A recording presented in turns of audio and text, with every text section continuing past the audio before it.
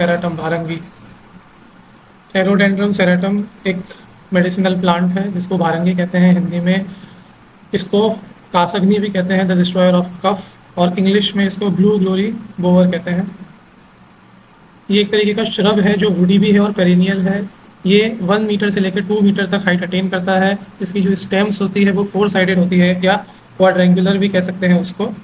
पर जैसे ही ये मेच्योर हो जाती है इसकी स्टेम, तो वो सिलेंड्रिकल हो जाती है।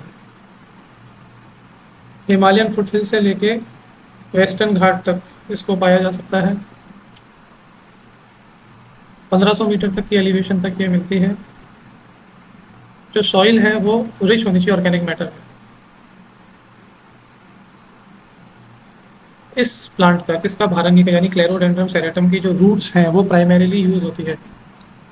किस चीज़ के लिए यूज़ होती है? रेस्पिरेटरी डिसऑर्डर्स को क्योर करने के लिए। इसकी लीव्स कभी कभार यूज़ होती है और फ्लावर्स भी कभी कभार यूज़ होते हैं काढ़ा या डिकॉक्शंस बनाने के लिए। बट मोस्ट प्राइज्ड इसका जो पार्ट है वो है इसकी रूट्स।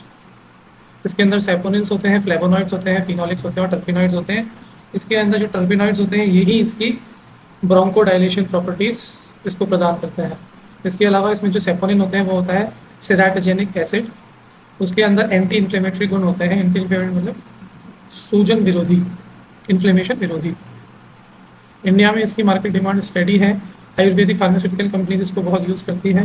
इंटरनेशनल डिमांड भी इसकी बढ़ती जा रही है और ये एक as a natural anti asthmatic काफ़ी पॉपुलर हो रहा है। रिसर्च में इसकी एंटी एलर्जिक प्रॉपर्टीज़ के ऊपर रिसर्च जारी है।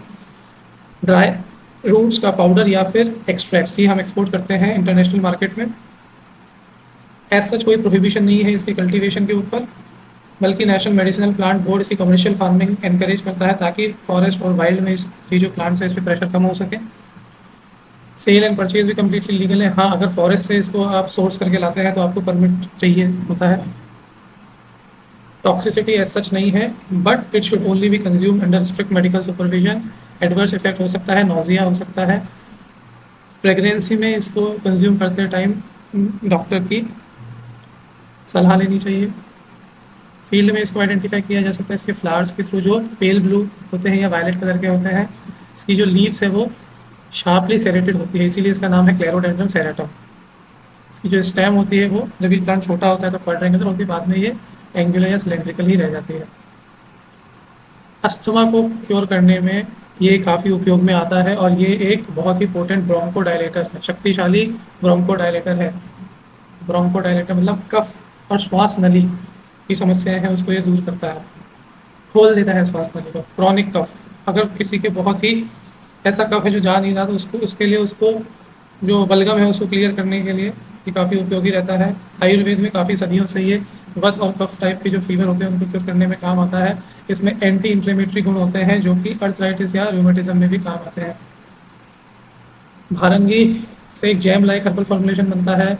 अस्थमा और ब्रोंकाइटिस को दूर करने के लिए कनक सवा भी इससे बनाया जाता है। इससे काढ़ा बनता है अलग प्रकार का। दशमूला लिस्ट में भी ये एक उपयोगी इंग्रेडिएंट है। इसका नर्सरी में कल्टीवेशन या तो सीड से कर सकते हैं, स्टेम कटिंग से कर सकते हैं।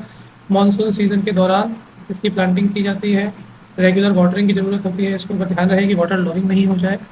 हार्वेस्टिंग कब की जाती है? रूट्स इसका प्राइम पार्ट है जो यूज़ होता है मेडिसिन के लिए, तो प्लांटिंग करने के 2 से 3 साल के बाद इसकी रूट्स को हार्वेस्ट करते हैं तो उसमें सारे फाइटोकेमिकल्स की जो पोटेंसी है वो हमें मिल जाती है।